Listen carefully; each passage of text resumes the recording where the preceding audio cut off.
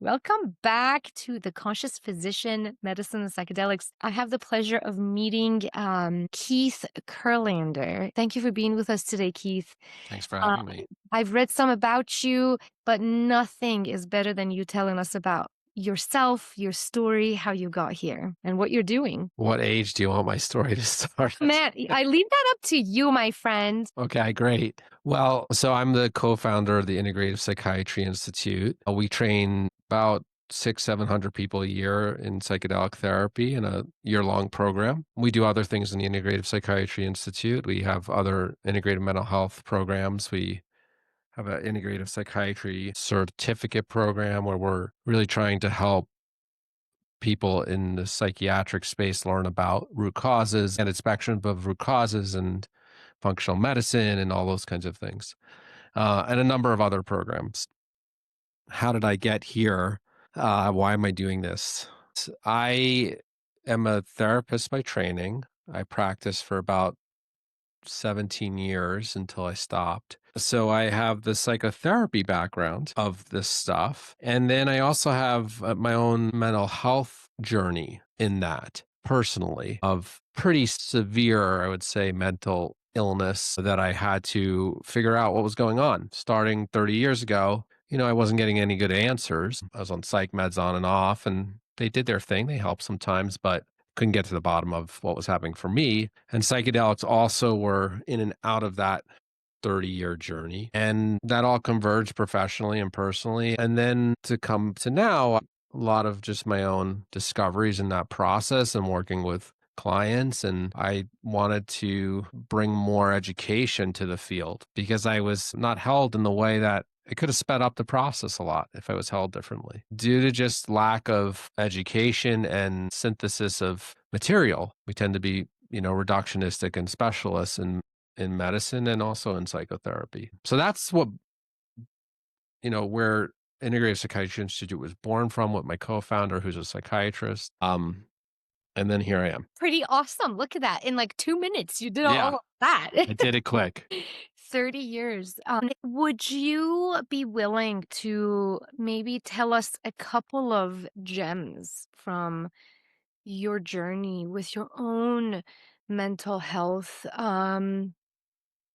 processing or journey? It's a journey, right? With the audience, because we all go through it.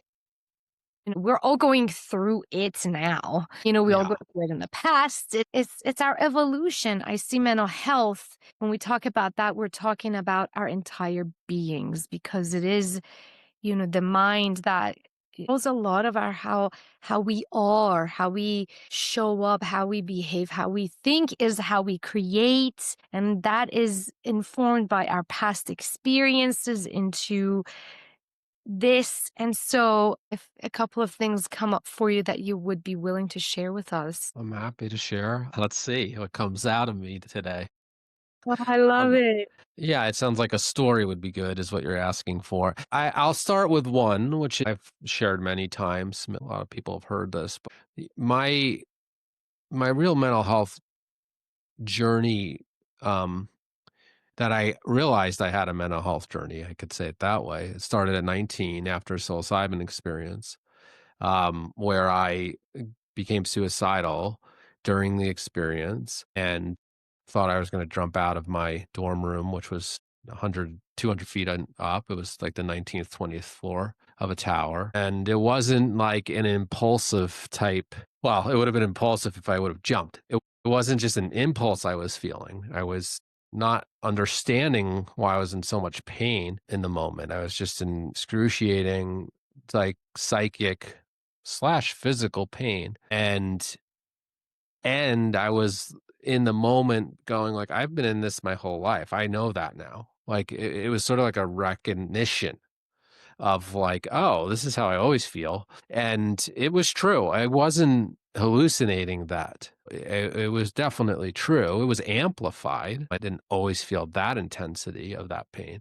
But that then led to me being very unstable, really on and off for decades of, going through many long bouts of severe psychiatric symptoms. And really what I eventually learned over time, outside of predispositions to things that I do have genetically. And what I learned over time is the core issue was I had a trauma that got really amplified in that moment. And it took me a really long time to understand that. This was in the late 90s, mid 90s when this happened. And there wasn't a lot of that education going around anywhere, very fringe places. People were starting to do some of that, like Peter Levine, but it was like very fringe, right? So none of that education was around. It's still not around everywhere. So that was the one big story is like I was sort of on my walkabout of mental illness for a long time until I finally was like, oh, it's trauma. Yeah. So the second story to close this out is it wasn't until 15 years or so later when I still didn't know that it was trauma. And I had already been a psychotherapist and I had already done hundreds of hours of psychotherapy. And no one was like, oh, you totally have really bad trauma. And I'm in Boulder. Like we're always on the cutting sort of edge, alternative stuff, but still it wasn't embedded into the narrative of like, well, a lot more people have trauma than we realize. So then it wasn't until my mid 30s when I was in the jungle in Colombia with on ayahuasca where the shaman, I was a mess. I was getting unstable again. I was in an ayahuasca church. I wasn't using psychedelics every year by any means since 19, but on and off they came. But then I entered an ayahuasca church for 3, 4 years. I got very unstable over time. And it was like, no one is really helping me figure this out. And maybe I have trauma. And then I was face down in the dirt. And it was a shaman that came to me and said, the medicine told me your issue is that you're struggling with severe trauma from your childhood and from before your childhood. And I was like, right, I know that, but I don't know that. It was still like I was playing with the idea, but then it was like, oh no, this is real. And I think that that's a hard thing for people sometimes to just be like, no, I do have that. And sometimes it's hard to acknowledge that. And then sometimes it's also hard because you could become over identified and just go into very deep victimhood. So there's two sides of that coin. So that's the second story. Thank you. Okay. Yeah. That's it. That's literally it. I love it. The story of it, the mind manifestation that happened, right? You're looking at yourself, your mind and your being under the microscope. You're like, whoa, this is what's happening. And it's happened with my clients in the past where they're so stuck in certain patterns at a later age, in their 50s or sometimes 60s, and they believe they're not going through a psilocybin experience. I'm like, no, you are. It's Yeah. just showing you what you've been, where you are. It's showing Yeah. mind as is right now and has been Right. decades, you know? Um, Yeah. It doesn't seem to go away. Not I if you mean, don't do anything about it, right? Not if you're number one, recognize, and then number two, do something about it, at least in my experience. yeah. Yeah. You mean that it can go away? Yeah. Yes, that it Once can you do be. something about it, Once you you can integrate. right, right. Yeah. You can recognize, yeah, there is something going on here, number one. And then, do I want this? Like, this is not a good place that I've been in, right? And that's what I hear from you, maybe at some level, after 19, and then having that answer at in your 30s that this is all based in trauma. And can I ask you what modalities of, you may call them integration or therapy or whatnot, what modalities, what helped you the most in your 30s to really understand and move through some of those traumas? For me, psychedelics were more diagnostic than reparative, which was interesting. That's not the case for a lot of people, but it was for me. And I needed that because it was hard to take action and sort of really deal and feel what was happening without them. But overall, they were not necessarily reparative agents for me. Now, I run the largest psychedelic therapy training in the world, and most people, they are reparative agents and tools. Almost everyone in the research goes that direction versus my case was different. Now, I wasn't doing psychedelic therapy at the time. I did that much later, where I had a psychedelic therapy session, and that I felt like was more reparative, but still it wasn't the core tools I used for repair when you asked that question. But they were excellent tools for highlighting the problem and amplifying the problem. My tools were, I've done so many things. I was a deep yoga practitioner in my 20s through mid 30s, all of my 20s through mid 30s. That was a tool, and it was a somatic sort of bottom up trauma tool for me. Body first, centered first versus sort of cognitive centered first. That was a tool that helped for sure. I did hundreds of hours of somatic experiencing as a client. That was a big tool for me. That somatic experiencing for me worked well. I'm very visual and imaginative. And so there are ways can use somatic experiencing, obviously, with the imagination and getting people into their bodies through actually imagination, which is still a bottom up tool, actually, but it sounds a little cognitive. So that was a huge tool for me. There were other spiritual traditions I was a part of, and relationship has been a major tool. Just my primary partnership, healing complex PTSD just through partnership has been a major tool. A lot of that was through pact work, couples, the modality pact, which is Stan Tatkin's modality, the psychobiological approach to couples counseling, couples therapy. And that's Stan Tatkin's work, and that was huge, and that was very big piece. There was an intergenerational trauma piece in here for me, a very big one. uh, I'm Jewish. So that piece was in all of this. And then I had to do some other pieces. I had to go out and visit the camps, and there's some other pieces there. So all of it. And then I don't know what works and what doesn't, but All of it. who All of it knows? together. And then integrate, and then functional medicine. I mean, that was another thing. My body actually was pretty injured, right? There's a lot of injuries in my system, my gut and which I'm responsible for many of them, but my hormones, my metabolism, my gut, like adrenals, like I've had to repair those things. When you're traumatized, your body is in dysfunction. It's injured. There's no way around it. You're going to injure your systems when you have trauma, and you're probably inflamed when you have trauma. I mean, research shows that. So there was that whole path, and that was huge, actually. I mean, if you're not repairing the nervous system and the mind alongside, you're going to re-injure your body. But if you're not repairing the body, you're just going to keep feeling injured, no matter how much work you do. So all of that. I'll stop there. No, I love it so much. Oh my God, I could talk to you forever. Yeah. So great. Thank you so much. And I see this in my clients too, and it's so beautiful that you have tried all these different modalities. And look, you've really created a huge repertoire of gems as you're Yeah. learning about your own self on this journey. And then you're able to be like, oh, of course, I have to optimize my physical form. I have to optimize my neurobiology. And it's all together. And as I'm dealing with the traumas and bringing whatever I need to bring to it, right? Is it forgiveness? Is it with the forgiveness you can be also letting go with or without medicine? But somatic experiencing is something that is so important for healing. And I love that you emphasize that over and over again. That's something that I feel is hugely missing in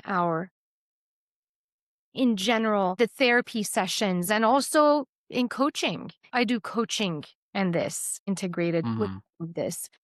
But when I get into somatics, people are so disconnected from their bodies because of the trauma, right? Hmm. And it's like the spirit almost like leaves the body in the moment of trauma, especially as a child, and then it has a hard time coming back into that state. Yeah, definitely. You're bringing up the topic of disembodiment, right? With Yeah. sort of leaving the body. And I believe the whole process of healing is an embodiment process, essentially. Trauma is an embodiment injury, ultimately. That's really all it is. You can't really be present and embodied and be traumatized because the trauma is a process that actually the point of the trauma process is to dysregulate our presence so that we go into a mode to fight, flight, or freeze, right? When that's happening in that moment, that's not the same type of presence we refer to in a relaxed state. It's a different thing. It's not about presence,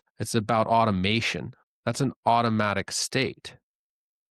Okay. So the threat response system is an automatic state. So trauma is actually where we end up in an automatic state.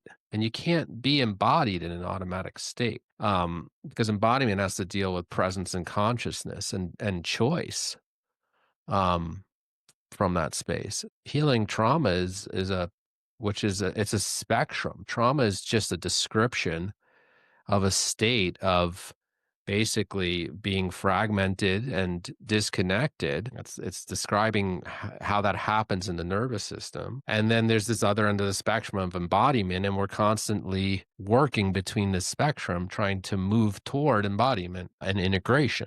So, yeah, I agree with you about sort of disembodiment that happens when you're traumatized. And it looks very different for different people about what disembodiment looks like. I have a group of clients right now on my panel who have severe physical pain. Yeah. And getting through understanding where it's coming from, of course, is trauma every single time. But the individual's willingness to go into that space, of course, varies. But a lot of them have been in this pain for so long, like over a decade. And so their brain, their psyche, all of it is like, that's the mode of operation. Let's go there. Instead of, hey, I can create other pathways and let's live a better life, right? Because I want a better life. But it's not easy to get out of that fight or flight space, that sympathetic nervous system reaction, as you said, that automation. It's very hard to get through to people to even access this fear of, oh, I'm going to have increased pain because I'm visiting the trauma. So I don't know what somatic, is there a particular somatic modality that you recommend over others, or is there a top three that you would recommend for these individuals? Well, They're let me repeat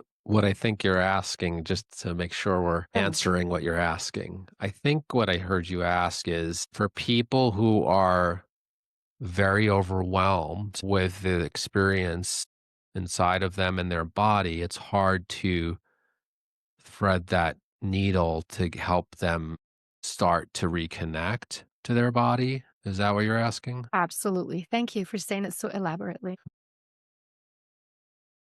Well, I think the first question is it a person that actually is asking for help? So if they're not asking for help, that's a different thing. If they're asking for help, yeah, I think it really depends. It could be psychedelic therapy for sure. It totally could be, even with an overwhelmed person.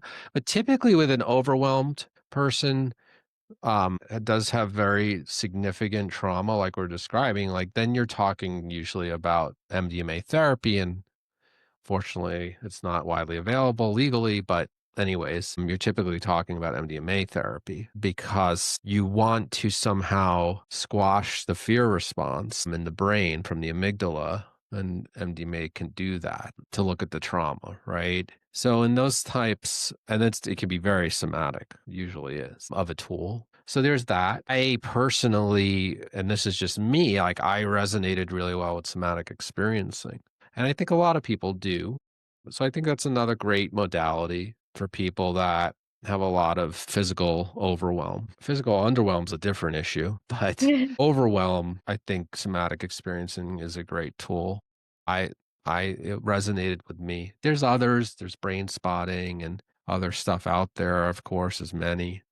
Leave it at those two though, as in terms Beautiful. of some good tools. Thank you. Thank you so much. And can I ask you, when was it that you decided, all right, I'm gonna make this into a big structure, like bring people in, bring this as a service to humanity? What was that part of the journey for you? Well, my co-founder started IPI. Is that what you're asking about IPI? Ah, Yeah, that yeah. was 7 years ago. We Ah, got together and we were both like, we need to go start something. We need to get more education out to providers. It's going to have the biggest impact if we train providers, because providers sometimes see, 500 to 1,000 patients, and therapists can see 100 patients sometimes. We're like, if we train one provider, we could reach 1,000 people.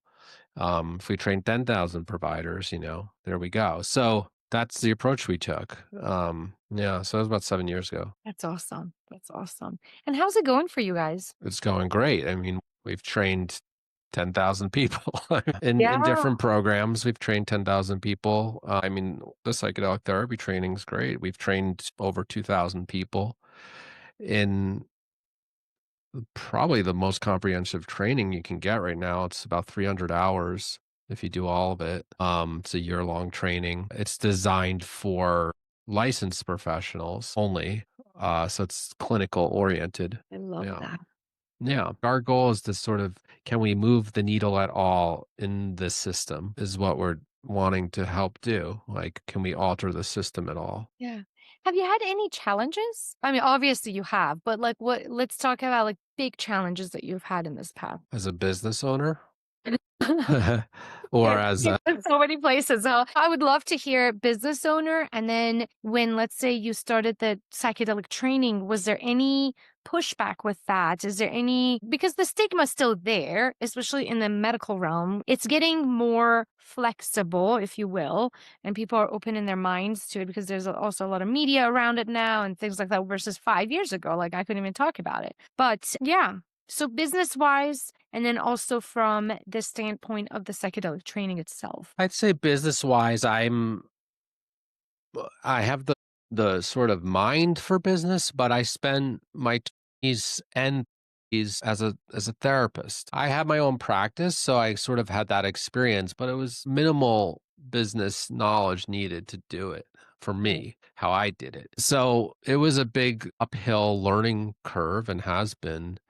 Like, what is it to run an organization? I mean, we had at one point 150 team members. So it was a large organization. It still is, but it changes and fluctuates based on different things. So I had a lot to learn there about organization, staying organized, and management was new for me. I just building systems. I just kind of want to not have to build a system, uh, The I'd word. rather not have to deal with that. I had to grow up in a lot of ways that I wasn't needing to face and still am. Business is definitely a path to Yeah. maturing for sure. It can be. Yeah. So that was the business answer. Yeah. No, I appreciate that. I'm going to pause before we get to the next section, the next topic. I feel that, my friend, 2 years ago, I left my big prestigious job as an academic hospitalist at UNM, University of New Mexico, which is the only Okay. center in the entire state of New Mexico, serving 2 million people, legit. And so the training I got there was amazing. I stayed there for a decade and education, loved it, then was a leader, Uh-huh. physician leader, but then had to step up into this realm of my phase of life and journey. And it's definitely been a huge growth for me. And I was 40, 41 when I stepped into that and learning how to create a business. How do you Yeah. an LLC? And then what does that mean? And then the organizational, the systems, I mean, it's an ever growing thing. But in the initial phases, the first few years, there's a lot of growth that goes into it. If you're in it for the purpose of what you're here to do, you know, Yeah. What was the hardest thing for you that you had to overcome? Or relationship. maybe we're still overcoming it, I'm but still overcoming. I'm still learning it. My relationship with money. yeah. Yeah, and that understanding I was just getting a paycheck month to month, a nice one, and then letting that go and then saying, how do I step into knowing what my worth is and asking for it? And that's it. Mhm.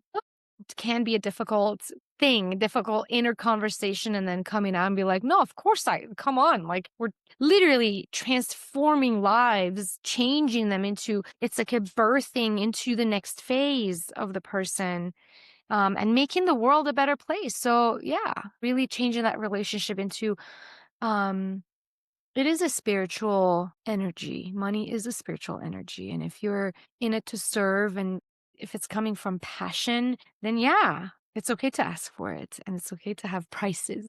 Money's a big one. We could talk about money. Money's a big topic. I Topic. don't know if you wanna talk about money, but we I would love to. Yes, please. So I had my first business before this one. So my first entrepreneurial endeavor outside of my private practice was a company to help therapists grow their businesses. So an aspect of that is relationship to money. And so I've had to think a lot about my own relationship to money and what goes into that. But I think it's a huge topic and it's sort of in some ways it's one of the hardest topics to talk about publicly. I mean people do it, but a lot of people don't do it. A lot of Right. people don't talk about their relationship to money ever publicly. Never talk about it. It's not a conversation you hear that often going on. It's the scary thing. There's so much stigma and so much messaging about money that rarely gets unpacked for most people. Rarely do people take a look inside themselves to go deep into what have they been fed about this and what do they truly believe. Yeah. Right. And then not to feel guilty about it. That's one of the things I've had to come into being okay with is that when there's a price to everything. It's an exchange and I'm still evolving in this. So, please chime in when you feel like it's yes, we got to talk about this. Let me tell you a brief story about my own relationship with money. I grew up in Iran with my beautiful family who's very safe, secure, amazing, but lived in war for the first 8 years of my life, lived under the terrorist regime of Iran for the first 14 years of my life until we came to America. So, my micro family was very safe, beautiful, loving. My dad, super hardworking and figured out business in Iran and had two branches. And he is an inventor, creator, like amazing. He's a chemist. He has a PhD in chemistry. Mhm.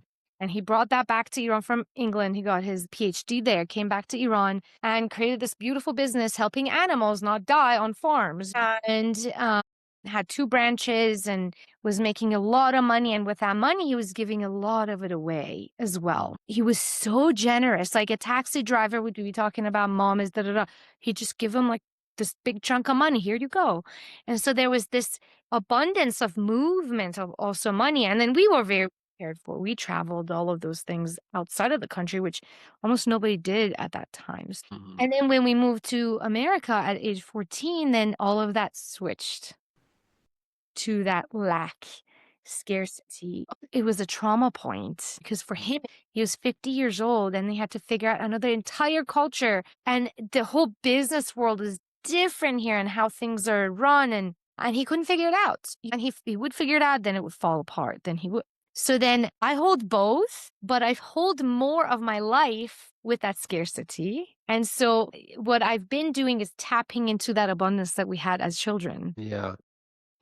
been working on that most recently. So that's gonna, where Mhm. I am with it. And then, really stepping into with confidence and saying, of course, this is just what it's worth. And then not backing up. There's also a part of people pleasing in the Persian culture that's huge. Where am I trying to people please with money, with decreasing my own self-worth or with the worth of my time, with Mm. bringing this price down so that I please the other person? Yeah. What are you guilty about still? What's the core guilt around receiving money? It's as if it was tainted with not being spiritual, and with not Money's not spiritual, right, which it is, right? But that but I that's the feel narrative. Money is not spiritual. money Mm. is material and therefore it is not good. And if you focus Mm. on that, then it is not good. And what is spiritual? Generosity and giving and yeah, receiving less. Uh-huh. Right? Yeah. So abstaining is more Mm. spiritual. So caring about other, not caring about self is spiritual. Do you still believe that? No, I don't, but I carry it a little bit in me still, Mm. a little bit. I feel like a little touch of it's still there. When you said, "What do you feel guilty about?" I was like, "Oh, that's what it is, just that little tiny bit of it left." I've worked on it a lot. I'm like, "No, of course." Like, life is giving and receiving. The flow of nature is giving and receiving, and we're connected to that. And that's where the abundance comes in, when you're giving and receiving and to be open to that. And then I've been, for years now working on receiving and asking, Because that was a huge thing as well. Yeah, I think for a lot of people, it's like if you're seeking more money, wealth, and it feels complicated, which it often does for people who don't naturally just do that. Some people just do that. They don't have the program of money's bad or there's anything to, worry about. Like they're just like, I want more money. I'm going to go do that. People have that, but many people do have a complicated relationship there of either money is bad. The other aspect of it that people struggle with is, well, I would take a lottery check if you gave it to me right now, but I am not willing to really dive too deep into my desire because I don't know if I'll ever get it met. And that's another big one that most people face, which is like, maybe I do have that desire. I'll fantasize about it, but I don't really want to go there because I don't believe in myself to go do that. So that's like a big one. But then there's this other nuanced one that you're talking about, which exists more in the spiritual circles, which is like money isn't spiritual, right? And then I think for that, you have to just ask a really good question, which is like, if you don't need more money, then don't ask the question anymore. Like if you're really good, you're good. Let it go. But if you're asking the question and you're telling yourself I need more money, then what's likely going on when you say it's not spiritual is you're using it as a defense to not go earn more money. It's not that it's not spiritual. It's just a defense strategy, probably related to the second thing I'm talking about, Yeah. which is, can I do this? Can I really go do this? Will I be successful? Will I achieve? Will I allow myself to feel my largest desires? Will I actually be able to get those met? Because the spiritual kind of, well, it's not spiritual, but I do want it, but I don't, but I do, but I don't. To me, the spiritual thing is as a safe haven. It's a good place to rest of like, well, it's not spiritual, so maybe I don't have to deal with that desire. Yeah, you could go that path, but then stop thinking about it if that's really true for you. And that's Right? fine. That's That fine. is a path. It is Right. a path of being like, but it's not about money, that path. That path is a monastic path.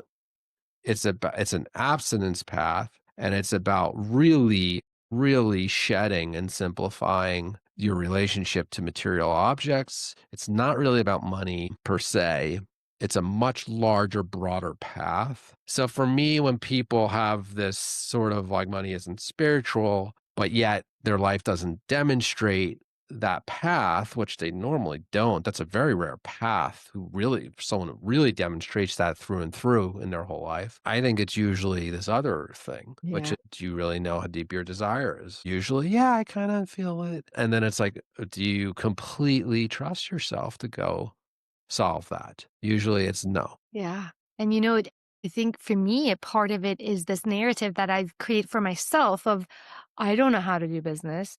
Yeah. And then that's a good starting point It's right. because until you do it, you don't. Mhm. And at every stage, you don't know how to do the next stage. And it Mhm. never ends. There's always another stage you could elevate to, another plateau that you can get to and see the next stage. So it's a great starting point to admit to oneself, I don't know how to do this. I've never done it before. And then the next part is, can you get behind saying, I am going to try this or die trying? I'm going to succeed or die trying. And that's fine. I might not get there, but I am going to either succeed or die trying. And that's the step, which is like, can you just get fully behind the desire? And then you don't know what you're doing. And then you are slowly figuring it out. And then you get to the first horizon that you had in that desire. And you're like, I did that. And then guess what happens? A new desire arises, Uh, which you don't know how to meet. yeah. Yeah. And that process settles, I think, in old age. But eventually, for most people, where you finish that journey, I think that happens for Mhm. most. Doesn't happen for everyone, but for most, that process settles. But that process is a spiritual path It really is. because you will have to grow so much. Your ego will have to evolve and get flexible more so or as much as sitting on a cushion for 10 years. Your ego will have to flex a lot to do that path, especially if you're starting from the place where there's an issue. if you're not starting from the place where there's an issue, the ego flexibility still has to happen, but it's different. Yeah. Yeah. Yeah. And what I'm finding to be very helpful in figuring it out is talking about it with people I Yeah. trust and I feel safe with. Yeah. And that has been really interesting, especially people who've had a business in the past and they've gone through a lot. And so I think that's also a spiritual part about it, being okay with that vulnerability of Yeah. It's opening, huge. right? Being Yeah. okay with the vulnerability, and then what ends up happening is that you end up having to typically what we do is we surround ourselves by people that affirm our belief system. We don't typically surround ourselves by people that are constantly challenging our belief system, right? So we come from one narrative of a perspective in our relationship to money. And then let's say we have a spark where we're like, I want to evolve this relationship to money. And in the form, for me, it's I want to actually build wealth. Let's say we get to that. It doesn't have to always look like that path, but let's say that's the path. And then what you end up having to do is because the belief system we were out prior to that awareness doesn't have that with the people we surrounded ourselves with typically, because that's not where I was then.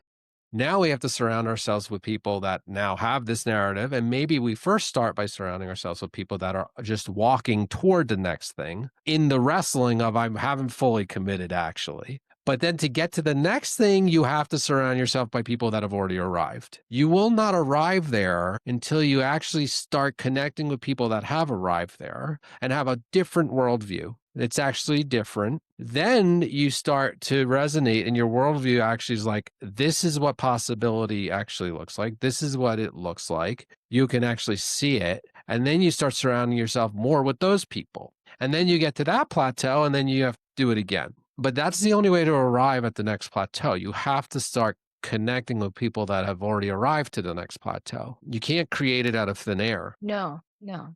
And others have created it, so why not? Others have created it. And you have to do it with people that you resonate Yeah, with, because there's people that have created this again in ways that you won't resonate with. That correct. worldview won't resonate with you. So I think that's a process. It's a social engagement process that has to happen along the way of building wealth. And then it's like you have to push yourself to go connect with those people and find them. And then it's like, your relationships change over time in this process. That's what Right, happens right. because not everybody's on that. Not everyone in the world is on the path you're on. And if you change over time, some of the people around you are not going to change in the same way as you, and that's not a problem. And so then your relationships change over time too. Yeah. And that's so spiritual, right? So even if you Yeah. just that as previous narrative has also been capitalism, extraction, bad. Yeah. Then the new narrative is like service, exchange for energy and expertise and tools that are going to make your life so much better. And not just your life, but your family's life and your patient's life and on and on and on, and uplift the community, expand the community. Then good. But yeah, this thinking about money as a way to connect with communities at different stages of Yeah.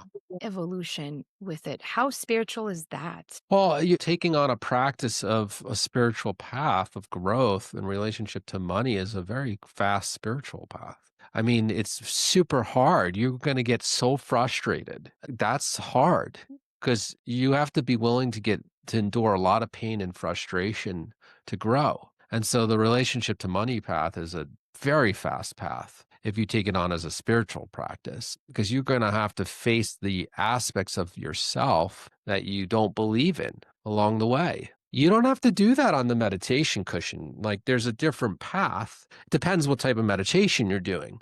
But the transcendent path is different, right? That's a different. Now, can they both coexist? Maybe, yes. But the transcendent path is actually not, it's about transcending through the ego and actually you're literally getting to a point potentially where your being isn't about desire per se. Your being isn't about the pursuit of desire. It's not about the pursuit of necessarily even creativity in the transcendent path. You're transcending all of that. You're transcending the ego. And that's a different path. But Yeah. the thing is, people should be clear what path they're on, because when you mishmash all these paths up, like, you're making lots of excuses of why you're unwilling to change and grow when we mix up this all up. Another way people talk about this is the horizontal and vertical path.